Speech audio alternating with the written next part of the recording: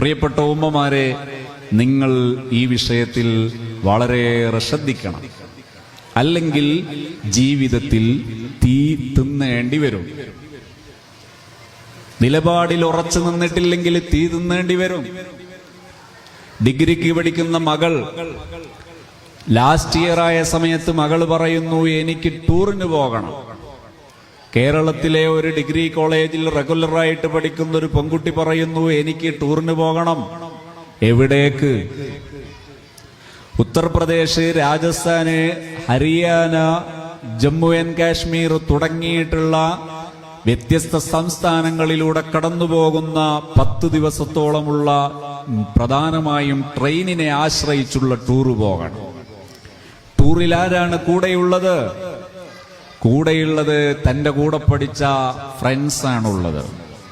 ഈ ഫ്രണ്ട്സിന്റെ കൂടെ 8ഉം 10ഉം ദിവസം 20ഉം 22ഉം 23ഉം പ്രായമായ സഹോദരിയെ വിട്ടയക്കുന്നതിൽ ഒരു രക്ഷിതാവിന് അസാംഗത്യം തോന്നാത്ത, ഒരു പ്രശ്നം തോന്നാത്ത ഒരു മാനസികാവസ്ഥയുണ്ടെങ്കിൽ നാം പിഴച്ചിരിക്കുന്നു. ഈ സഹോദരിയോട് സ്വാഭാവികമായും മാതാവ് പറയുന്നു, അല്ലെങ്കിൽ പിതാവ് പറയുന്നു, മോളെ ഈ ഒരു പരിപാടി പറ്റില്ല എന്ന് പറയാൻ പറയുന്ന സമയത്ത് പിതാവ് ചോദിക്കുന്നു, അല്ലെ മാതാവ് പറയുന്നു, നമുക്കൊന്നിച്ചു പോകാം. അപ്പൊ അതിന് സുഖം ഉണ്ടാകൂല. എന്തേ? സ്വന്തം മാതാപിതാക്കളുടെയും സ്വന്തം സഹോദരങ്ങളുടെയും കൂടെ ഒരു യാത്ര ചെയ്യുമ്പോൾ സുഖം കിട്ടുന്നില്ലെങ്കിൽ നീ നിന്റെ വ്യക്തി ജീവിതത്തിൽ കൂടെ ചേർന്ന് നിൽക്കുന്ന കൂടപ്പിറപ്പുകളുടെ കൂടെ ഇഴുകിച്ചേരാൻ പഠിക്കാത്ത നീ എന്നാണ് സുരക്ഷിതയാകുന്നത് മോളെ? നീ എവിടെയാ വിദ്യാഭ്യാസം നേടിയത്? നിന്റെ വിദ്യാഭ്യാസം എന്തുമാത്രം പ്രാകൃതമായിരിക്കുന്നു. ശിലായുഗത്തെ പോലും നാണിപ്പിക്കുന്ന വിധം അതപ്പതിച്ചിരിക്കുന്നു നിന്റെ വിദ്യാഭ്യാസം. വിദ്യാഭ്യാസം എന്ന് പറയുന്നത് ഒരു മനുഷ്യനുണ്ടാക്കേണ്ടത് വാല്യൂസ് ആണ്, മൂല്യങ്ങളാണ്. മൂല്യങ്ങളിൽ ഏറ്റവും പ്രധാനപ്പെട്ടത് തന്റെ ജന്മത്തിന് കാരണക്കാരാവുകയും താൻ കാല് വളർന്നോ കൈ വളർന്നോ എന്ന് നോക്കി തന്നെ വളർത്തി ഇത്രയും വലുതാക്കിയ തന്റെ രക്ഷിതാക്കൾ, ആ രക്ഷിതാക്കളെ തിരിച്ചറിഞ്ഞ് അവർക്ക് തണലാകാൻ കഴിയാത്ത ജീവിതമാണെങ്കിൽ മൃഗം നിന്നേക്കാൾ എത്രമാത്രം നന്നായിരിക്കുന്നു എന്ന് പറയേണ്ടിയിരിക്കുന്നു. പിന്നെ എവിടെയാ വിദ്യാഭ്യാസം? തന്റെ ജന്മം നൽകിയ തന്റെ മാതാപിതാക്കളെ കൂടെ നിർത്താൻ കഴിയാത്തൊരു വിദ്യാഭ്യാസമാണെങ്കിൽ ഈ വിദ്യാഭ്യാസം ദുരന്തമല്ലേ? വിദ്യാഭ്യാസം എന്ന് പറയുന്നത് എന്തിനാ? കാട്ടാളനെ മനുഷ്യനാക്കാനല്ലേ? കാട്ടാളനെ മനുഷ്യനാക്കാനല്ലേ വിദ്യാഭ്യാസം? മനുഷ്യനെ മൃഗത്തിന്റെയും താഴെ കൊണ്ടുപോകാനുള്ളതാണോ വിദ്യാഭ്യാസം? ഇരിക്കട്ടെ, എന്റെ വിഷയത്തിലൂടെ ഒന്നുകൂടി ഞാൻ തിരിച്ചു വരുന്നു. ഫേംനെസ് ആണ് ഒരു രക്ഷിതാവിനുണ്ടാകേണ്ട ഏറ്റവും പ്രധാനപ്പെട്ട ഒരു നിലപാട്, ഒരു സമീപന രീതി. കുടുംബമായി ജീവിക്കുന്ന സമയത്ത് നാം ആരംഭിക്കേണ്ട ഏറ്റവും പ്രധാനപ്പെട്ട ഒന്നാണ് നമ്മുടെ ജീവിതത്തെക്കുറിച്ചുള്ള കാഴ്ചപ്പാട്. അതുകൂടി പറഞ്ഞ് എന്റെ സംസാരം ഇവിടെ അവസാനിപ്പിക്കാമെന്ന് എനിക്ക് തോന്നുന്നു.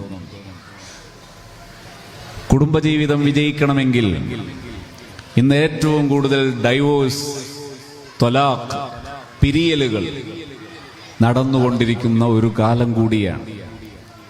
ഡൈവോഴ്സുകൾ ആഘോഷിക്കുകയും കൂടി ചെയ്യുന്നൊരു കാലമാണ് ഇന്നെന്തു. അങ്ങനെ വൈകൃതങ്ങൾ ആഘോഷിക്കുക എന്നത് ഇന്നത്തെ ഒരു സവിശേഷതയാണ്.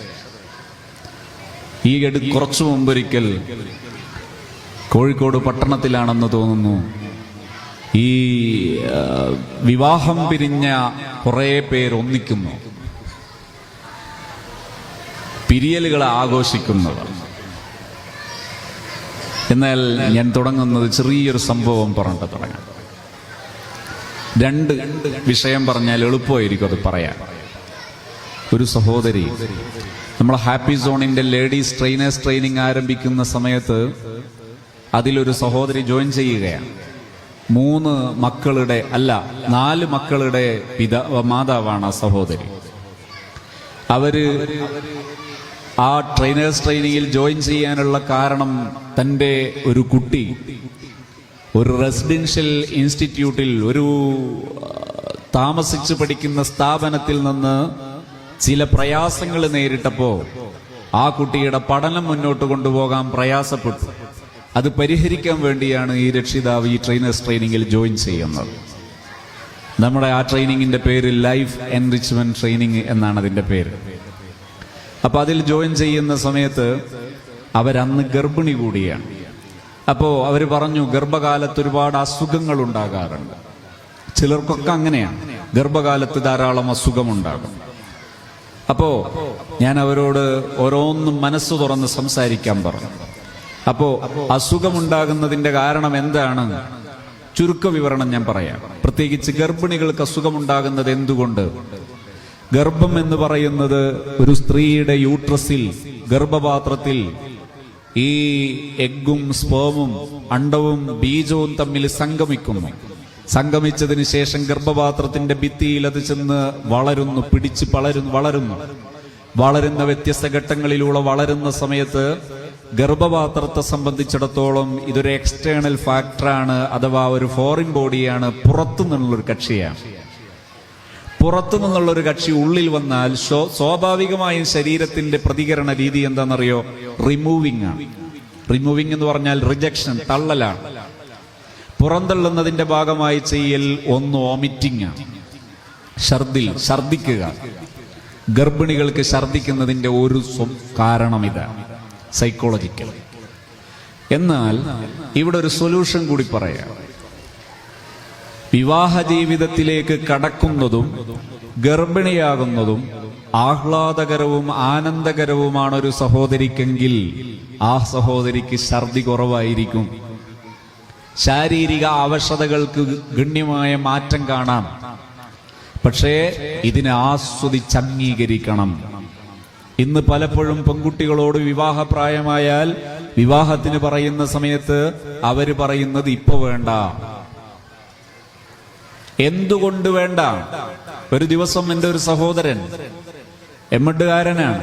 അദ്ദേഹം എന്നോട് ഇത്തരം ഒരു സദസ്സിലെ എൻ്റെ ഒരു ടാക്കിംഗ് കഴിഞ്ഞിട്ട് ഇരിക്കുന്ന സമയത്ത് എന്നോട് പറഞ്ഞു, കഴിഞ്ഞ ദിവസം സ്റ്റുഡൻസിന്റെ കൂട്ടത്തിൽ മുസ്ലിം പെൺകുട്ടികളിൽ പ്രത്യേകിച്ചും വിവാഹത്തോട് താല്പര്യമില്ലാതെ ക്ലാസ്സിൽ വന്നിരിക്കുകയും ക്ലാസ്സിലെ പ്രധാന സബ്ജക്റ്റുകളിലൊക്കെ പരാജയപ്പെടുകയും ചെയ്തപ്പോ അവരോട് ഞാൻ ദേഷ്യപ്പെട്ട് ചോദിച്ചു, ജയിക്കാനും പഠിക്കാനും ഒന്നും കൊതിയില്ലെങ്കിൽ എന്തിനാ മക്കളെ ഇങ്ങോട്ട് വരുന്നത്? വല്ല കല്യാണവും കഴിച്ച് പോയിക്കൂടെ? അപ്പോ ഈ പെൺകുട്ടികൾ പറഞ്ഞു പോലും താല്പര്യമില്ലഞ്ഞിട്ടല്ല, പേടിച്ചിട്ടാണ്. എന്തേ പേടി? വിവാഹ ജീവിതത്തിലേക്ക് കടന്നാൽ എന്തൊക്കെയോ ഉത്തരവാദിത്വങ്ങൾ വരും എന്ന പേടി. ഏതാണ് ഈ ഉത്തരവാദിത്വം? അതിലൊന്നാണ് ഇത്. എന്നാൽ നിങ്ങൾ അറിയുമോ, ജൈവികമായി ഒരു മനുഷ്യനിലെ സ്വാഭാവിക പ്രവണതയാണിതെല്ലാം. ഇതിനെ അംഗീകരിക്കുകയും അതിനെ ആസ്വദിക്കുകയും ചെയ്യുന്നത് ജൈവികമായ ഒരു മനുഷ്യന്റെ അറിവാണ്. അതൊരു മനുഷ്യന്റെ യോഗ്യതയാണ്.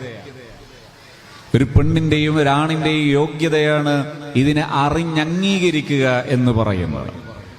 അങ്ങനെയാണത് ചെയ്യുന്നതെങ്കിൽ ആ മനുഷ്യർക്ക് ഒരിക്കലും ഇതിലെ പ്രയാസങ്ങൾ പ്രയാസമാവുകയില്ല. അതും ഒരു ആസ്വാദനമാണ്. ഇപ്പൊ പ്രസവ വേദന കിട്ടിയാൽ സാധാരണ എല്ലാവരും ടെൻഷൻ അടിക്കുവോ? ഇല്ല.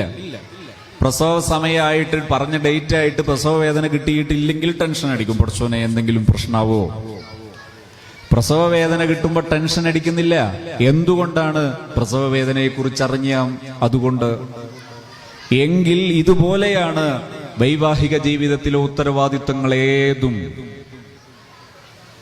ഇതംഗീകരിച്ചാൽ പ്രയാസങ്ങൾക്ക് പരിഹാരമുണ്ടാകുമെന്ന ബോധ്യത്തിലെത്തിയപ്പോ സംഭവിച്ചത് എന്താണെന്നറിയോ? ആ സഹോദരി പറയാണ്, ഈ കഴിഞ്ഞ റമദാനിനോടടുത്താണ് അവർ പ്രസവിക്കുന്നത്. അവര് പറഞ്ഞു, പ്രസവിച്ചതിന് ശേഷം അവര് പറഞ്ഞു, പ്രസവിക്കുന്നതിന്റെ തലേ ദിവസം ഡോക്ടറെ കണ്ടു. ഡോക്ടർ പറഞ്ഞു, പ്രശ്നമൊന്നുമില്ല, വളരെ സേഫായിട്ടിരിക്കുന്നു കുഞ്ഞും മാതാവും. അതുകൊണ്ട് വേദന കിട്ടിയതിന് ശേഷം വന്നാൽ മതി. ഡോക്ടറുടെ കാഴ്ചപ്പാടനുസരിച്ച് പെട്ടെന്നൊന്നും വേദന കിട്ടില്ല എന്ന് തോന്നിയപ്പോ ഭർത്താവ് അടുത്ത ദിവസം കുറച്ചകലെയുള്ളൊരു പ്രോഗ്രാമിന് വേണ്ടി പോയി. ആ സമയത്ത് പെട്ടെന്ന് പ്രസവ വേദന വന്നു. പ്രസവിച്ചു. വീട്ടിൽ നിന്ന് തന്നെ പ്രസവം നടന്നു. ആ സഹോദരി പറയുന്നു, ഞാൻ എന്റെ കൈയിലേക്ക് എന്റെ കുഞ്ഞിനെ പ്രസവിച്ചു. എന്റെ കുഞ്ഞ് പൊക്കിൾ കൊടി മുറിഞ്ഞിട്ടാണ് എന്റെ കുഞ്ഞ് എന്റെ കൈയിലേക്ക് വന്നത്. ആനന്ദം കൊണ്ട് ഞാൻ തക്ബീർ ചൊല്ലിപ്പോയി. സാധാരണ എന്റെ കഴിഞ്ഞ 3 പ്രസവത്തിലും എനിക്ക് ട്രിപ്പ് ഇടേണ്ടി വന്നിട്ടുണ്ട്. പക്ഷേ ഈ പ്രസവത്തിൽ എനിക്കങ്ങനെ യാതൊരു പ്രശ്നവും ഇല്ല. പ്രഷർ ലോ ആകുന്നില്ല, ഷുഗർ കൂടുന്നില്ല, മറ്റ് പ്രയാസങ്ങളൊന്നും, ശാരീരിക ആവശ്യതകൾ കൂടുതലൊന്നും എനിക്കുണ്ടായില്ല. പ്രസവത്തിന് ശേഷം ഞങ്ങൾ ഡോക്ടറെ കണ്ടു. ആശുപത്രിയിൽ പോയപ്പോൾ ഡോക്ടർ പറഞ്ഞു, ഒരു കംപ്ലൈന്റും ഇല്ല, യു ആർ സേഫ്. എന്നാൽ ഇതിന്റെ മറുവശത്ത് നിങ്ങൾക്ക് കാണാം ഇതിന്റെ ഓപ്പോസിറ്റ്.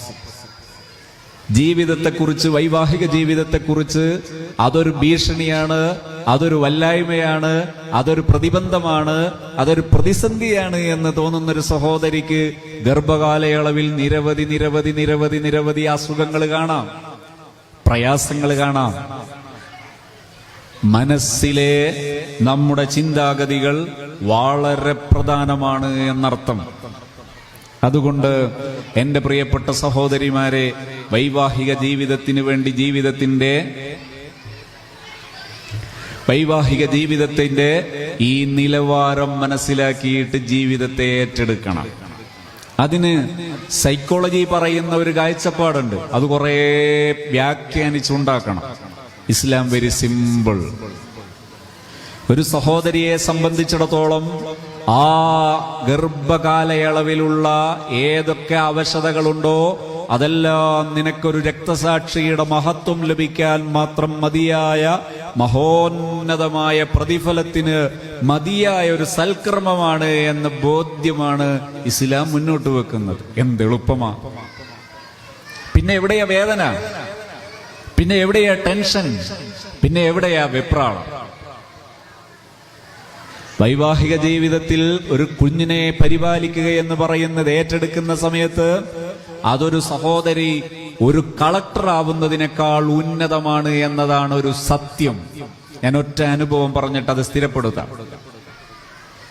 ഒരു ദിവസം ഒരു സെഷൻ അവസാനിക്കുന്ന സമയത്ത് ഒരു ടീച്ചർ, പ്രീ KG സ്കൂൾ സംവിധാനത്തിൽ ഒരു ടീച്ചർ, ആ ടീച്ചർ എന്നോട് ചോദിച്ചു, എനിക്കൊരു അപ്പോയിന്റ്മെന്റ് തരാമോ, എനിക്ക് ചില കാര്യങ്ങൾ സംസാരിക്കാനുണ്ടായിരുന്നു. ഞാൻ പറഞ്ഞു ഓക്കെ. സഹോദരി പറയുന്നു, എന്റെ മൂത്ത കുട്ടി ഇപ്പോൾ 7 വയസ്സ് കഴിഞ്ഞു, നല്ല സ്വഭാവം, നന്നായി പഠിക്കും, ഇപ്പോൾ ഫസ്റ്റ് സ്റ്റാൻഡേർഡിൽ എത്തിയിരിക്കുന്നു, നല്ലോണം പഠിക്കും, നല്ല സ്വഭാവം, എല്ലാ വിഷയങ്ങളിലും കൃത്യനിഷ്ഠയുള്ള മോൻ. പക്ഷേ എന്റെ രണ്ടാമത്തെ കുഞ്ഞ് 3.5 വയസ്സുകാരൻ, വാശി, ഭയങ്കര അക്രമ സ്വഭാവം, എല്ലായിടത്തും പ്രശ്നം. എത്രത്തോളം എന്നറിയോ? കഴിഞ്ഞ ദിവസം എന്റെ മൂത്ത മോൻ പറയാണ്, ഉമ്മ എന്റെ മുടി ഒന്ന് വേഗം വെട്ടിത്തരണേ. എന്ത് മോനെ? ഈ ഇളയ കുട്ടിയുടെ ആക്രമണം ഭയന്നിട്ടാണ് മൂത്ത കുട്ടി പറയുന്നത്, ഇവൻ മുടി പിറിച്ച് പറിക്കും. അതിലുള്ള പേടി കൊണ്ടാണ് മൂത്ത കുട്ടി പറയുന്നത്, എന്റെ മുടി വേഗം വെട്ടിത്തരണം. അടുത്ത വീട്ടിലൊന്നുള്ള ഒറ്റ ചെറിയ കുട്ടിയും എന്റെ വീട്ടിലേക്ക് വരില്ല, ഈ 3.5 വയസ്സുകാരനെ ഭയന്നിട്ട്. ഇപ്പോൾ എല്ലാം കൂടിയായി അടുത്തടുത്ത സമയങ്ങളിൽ ഞാൻ പൊതുവായുള്ള ചടങ്ങുകളിലൊന്നും പോകാറില്ല. കുടുംബ വീടുകളിലെ സദസ്സുകളിൽ ഒന്നും പോകാൻ എനിക്ക് മടിയാ. കാരണം എന്റെ മകന്റെ പെരുമാറ്റം, ഈ കൊച്ചുമോന്റെ പെരുമാറ്റം കാരണം എല്ലാരും ചോദിക്കും, ഈ കുട്ടിയുടെ മാതാവ് ആരാണെന്ന് ചോദിക്കും.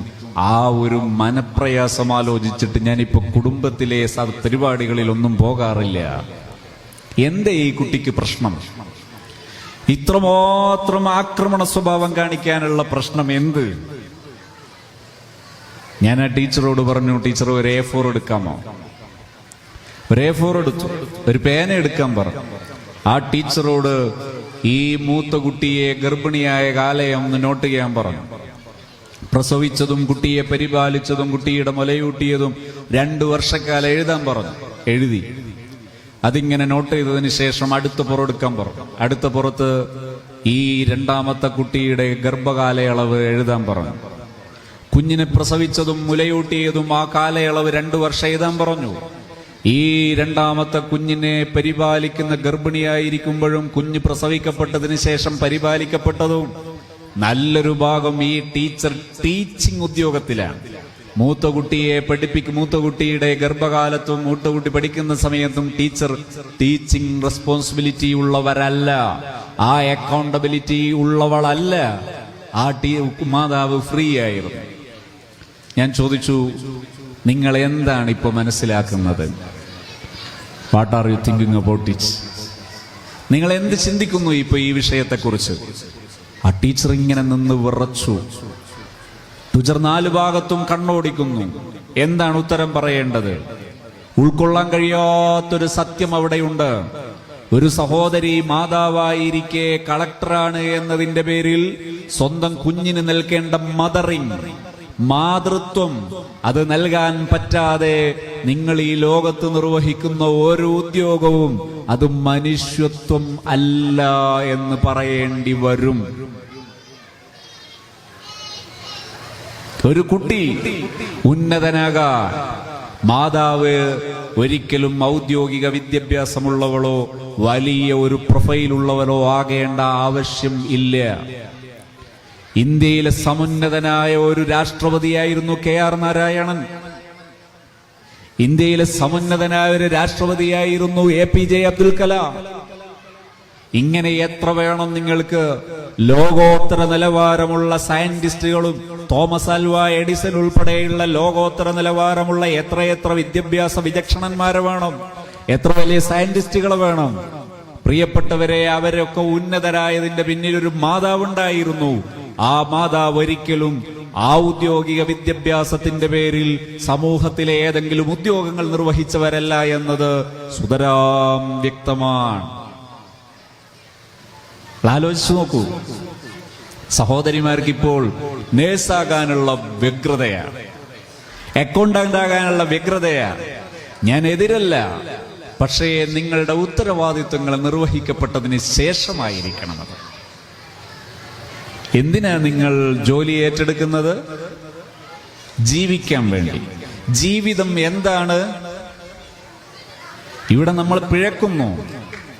കഴിഞ്ഞ ദിവസം നല്ല എഡ്യൂക്കേറ്റഡ് ആയ ഒരാൾ എന്റെ മുമ്പിൽ നിന്ന് നമ്മുടെ ലൈഫ് എൻഗേജ്മെന്റ് ട്രെയിനിങ്ങിന്റെ ഭാഗമായി ഇരിക്കുന്ന സമയത്ത് എന്നോട് പറഞ്ഞു, എനിക്കിതൊന്നും ഉൾക്കൊള്ളാൻ പറ്റുന്നില്ല. ഞാൻ ചോദിച്ചു, വൈ നോട്ട്?